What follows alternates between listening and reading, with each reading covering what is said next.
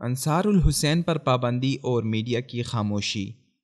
وزارت داخلہ نے ایک شیعہ تنظیم انصار الحسین پر بیرون ملک دہشت گردوں کو سپلائی کرنے اور پاکستان میں دہشت گردی کی کارروائیوں میں ملوث ہونے پر کالعدم قرار دے کر پابندی عائد کرنے کا نوٹس جاری کر دیا ہے۔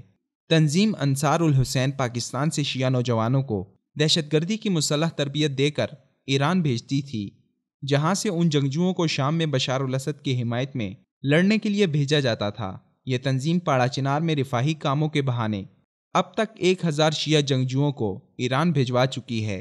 گزشتہ دنوں پاڑا چنار میں ہونے والے بم دھماکوں کے بعد خفیہ اداروں کی تحقیقات کے دوران انصار الحسین پر پابندی کی خبر منظر عام پر آئی، اور 2 فروری 2017 کو وزارت داخلہ سے منسوب یہ خبر جب بہت زیادہ پھیل گئی تو پھر چند نیوز ویب سائٹس نے بھی اسے مصدقہ اطلاع قرار دے کر شائع کیا۔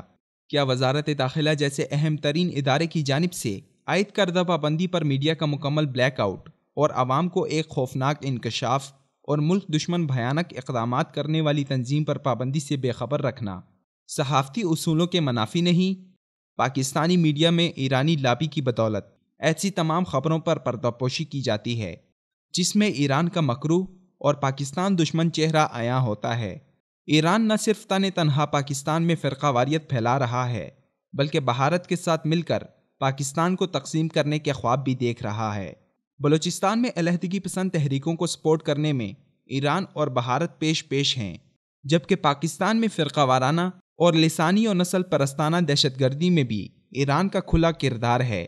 جس کا سب سے بڑا ثبوت دہشت گردوں کو تعاون فراہم کرنے والا بھارتی اور ایرانی مشترکہ ایجنٹ کلبھوشن یادو اور حال ہی میں کراچی میں سیکیورٹی اداروں کے ہاتھوں ہلاک ہونے والے لیاری گینگ وار کے بابا لاڈلا ہیں۔ ان دونوں کے پاس ایرانی پاسپورٹ تھا اور یہ پاکستان میں دہشت گردی کی کارروائیاں کر کے ایران میں پناہ لیتے رہے، جبکہ ایران ہی کی سرپرستی میں کراچی کا امن و امان برباد کرنے والا گینگ ماسٹر عزیر بلوچ بھی اس کا ناقابل تردید ثبوت ہے،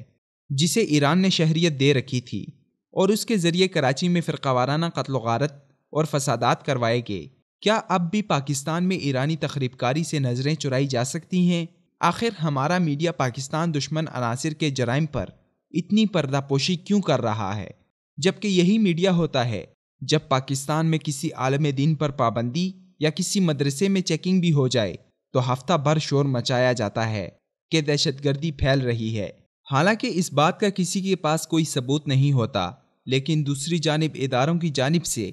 ملک دشمن عناصر کے خلاف کارروائی ہو تو اس خبر کو پیدا ہونے سے قبل ہی کامیابی سے دفن کیا جاتا ہے، جبکہ وہ عناصر سوشل میڈیا پر کھلے عام اداروں کو دھمکیاں دیتے اور ملک کے خلاف پروپیگنڈا کرتے نظر آتے ہیں۔ انصار الحسین پر پابندی کے بعد بھی سوشل میڈیا پر شرپسند دہشت گرد متحرک ہیں اور ریاستی اداروں کے بہترین اقدامات کے خلاف زہریلا پروپیگنڈا پھیلانے میں مصروف ہیں، جو کہ صراحتاً سائبر کرائم کے زمرے میں آتا ہے۔ یہ دہشت گرد اپنے پیغام کو پھیلانے اور بھرتیوں کے لیے بھی سوشل میڈیا کا استعمال کرتے ہیں۔ کھلے عام ایران کے ذریعے شام بھیجنے کی دعوت دی جاتی ہے، جس میں لیوائی زینبیون اور انصار الحسین سر فہرست ہیں۔ ان کے علاوہ بھی درجنوں گروپس ہیں جو غیر اعلانیہ طور پر